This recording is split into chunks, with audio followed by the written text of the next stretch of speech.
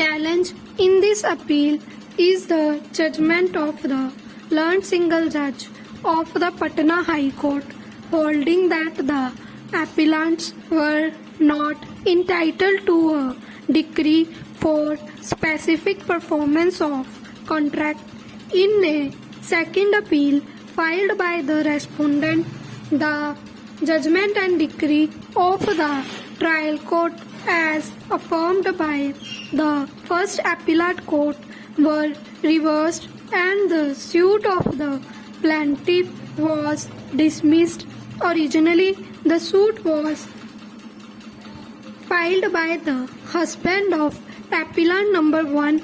After death of appellant number 1, his legal heirs were substituted. The High Court proceeded on the basis that the plaintiff had not proved that he was ready and willing to perform his part of the contract. There was neither pleading nor evidence was tendered in the terms of requirement of section of the Specific Relief Act. Learned counsel for the appellants highlighted as to how the judgment of the High Court suffers from various infirmities both factually and on principle of law. None appears for the respondent, though she was represented by a counsel who did not appear on several dates of hearing and also is not present today. Next para. The High Court recorded findings to the effect that there were no specific averments in the pleadings that the plaintiff was ready and willing to perform his part of the contract, and also no evidence was adduced in this regard. As rightly pointed out by learned counsel for the appellants, the findings are contrary to the materials on record as noted by the first appellate court in various paragraphs of the plaint, more particularly paragraphs 18 and 22, specific averments regarding readiness and willingness of the plaintiff to perform his part of the contract have been made.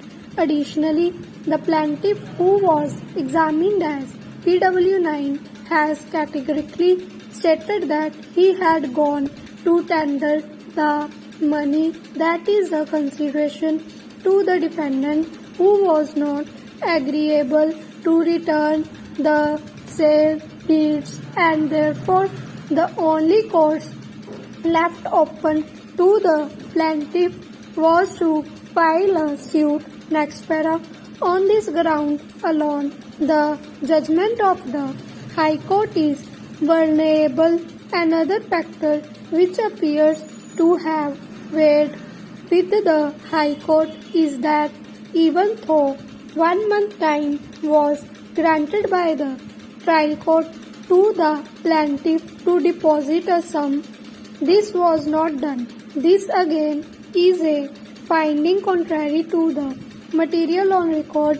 There can be no quarrel with the proposition that in a suit for specific performance of the contract, the plaintiff must prove that he was ready and willing to perform his part of the contract continuously between the date of the contract and the date of hearing of the suit. But the finding that the plaintiff has not proved his capacity to perform his part of the contract, as he was not even ready to deposit the money in terms of the trial court's order, is factually wrong. It appears that no such plea was raised by the defendant before the first appellate court.